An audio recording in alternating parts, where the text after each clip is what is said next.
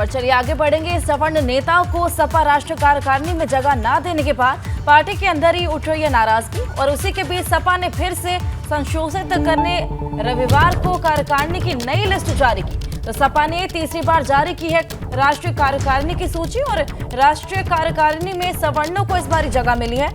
संशोधित लिस्ट में पूर्व मंत्री ओम प्रकाश सिंह का नाम भी शामिल है और विनय तिवारी समाजवादी पार्टी के राष्ट्रीय सचिव बनाए गए हैं। आपको बता दें कि राम गोविंद चौधरी को सदस्य से बनाया गया है राष्ट्रीय सचिव और अभिषेक मिश्रा को भी पार्टी का राष्ट्रीय सचिव बनाया गया है।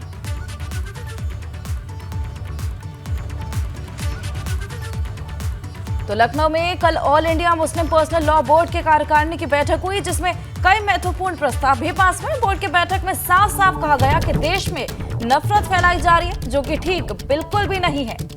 तो मुस्लिम पर्सनल लॉ बोर्ड की कार्यकारिणी की बोर्ड की बैठक में कई प्रस्ताव पास किए गए। बैठक में बुलडोजर कार्रवाई की भी कड़ी निंदा की गई। आपको बता दें कि कानून पर अमल किए गए बिना बुलडोजर की कार्रवाई की निंदा की गई है। बोर्ड ने कोर्ट से भी हस्तक्षेप की मांग की है। अल्पसंख्यकों पर भी जुल्म पर ध्यान दे कोर्ट, इसकी भी मांग की गई है। यूनिफॉर्म सिविल कोड को लागू करना बहुत जरूरी है। मुसलमान बोर्ड के बनाए निकाहनामे पर भी प्रयोग करें।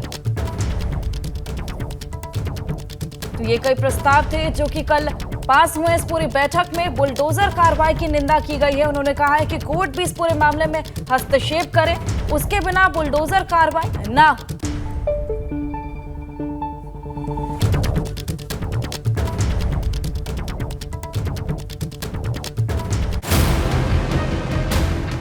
सिविल कोड पर मुस्लिम पंचायत, पर्सनल बोर्ड का अफरा तफरी संदेश। किसी भी किस्म का ऐसा कानून जो उनको उनके मजहब की आज़ादी में रुकावट पैदा करेगा, अपनी तहजीबी और सकाफती आज़ादी में रुकावट पैदा करेगा, वो नुकसानदेह होगा। कॉमन सिविल कोड पर बहस और प्लेसेस ऑफ वर्शिप एक्ट पर सुप्रीम कोर्ट में सुनवाई के बीच लखनऊ के नवदा कॉलेज में all India personal law board की बैठक हुई, जिसका संदेश साफ है कि कॉमन सिविल कोड देश के लिए ठीक नहीं है। ये भी बात हुई है कि कॉमन सिविल कोड पर हम हुकूमत के साथ नुमाइंदगी करेंगे, अपनी बात बताएंगे, जो मुल्क की हालात को हम समझते हैं वो उसके सामने पर्सनल लॉ बोर्ड रखेगा और लोगों के साथ भी बात करेंगे ताकि इस पर एक राय हमवार हो सके और किसी भी ऐसे कदम से हम लोग हुकूमत को रोक सके कि भाई जो मुल्क के लिए और समाज के लिए मुनासिब नहीं है। हालांकि ये पहली बार नहीं है जब कॉमन सिविल कोड का मुस्लिम संगठनों की ओर से विरोध हुआ हो, लेकिन कॉमन सिविल कोड के मुद्दे पर लखनऊ में all India Muslim personal law board की बैठक राजनीति के लिहाज से बेहद अहम है, क्योंकि मीटिंग में सिर्फ AIMIM के अध्यक्ष असदुद्दीन ओवैसी ने भी हिस्सा लिया, जिन्होंने बैठक से पहले ही बाल विवाह को लेकर असम की भाजपा सरकार के रुख पर हमला बोला। असदुद्दीन ओवैसी ने साफ लफ्जों में कहा कि असम की भाजपा सरकार मुसलमानों के खिलाफ है। आपने कितने स्कूल खोले वो बताइए। तीसरा ये है कि जब आप इन पर एक्शन ले रहे हैं तो जिन लड़कियों का विवाह हो गया, निकाह हो गया या शादी हो गई जिस किसी धर्म के मुताबिक, उन लड़कियों का क्या होगा? और ये जो आसाम में बीजेपी की सरकार है वो मुसलमानों के खिलाफ है, बायस्ड है। असम सरकार बाल विवाह के खिलाफ अभियान चला रही है। अब तक 2211 लोगों को गिरफ्तार किया गया, जिस पर AIMPLB का तर्क मुस्लिम पर्सनल लॉ में 15 साल के बाद शादी हो सकती है।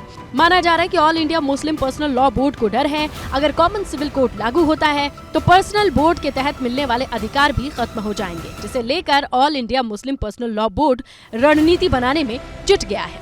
अगर हमने कॉमन सिविल कोड के निफाज के लिए आगे बढ़ने की कोशिश की तो हमारा जो समाजी ढांचा है, हमारा जो समाजी खाका है इस मुल्क का सदियों पुराना, मुख्तलिफ तहजीबों और मुख्तलिफ मज़ाहिब का, उसको नुकसान पहुँचने का खतरा रहता है।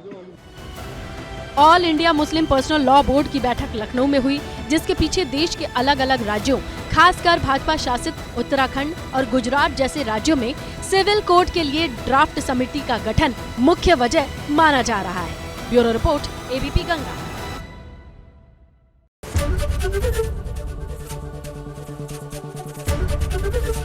ABP गंगा, खबर आपकी, जुबान आपकी।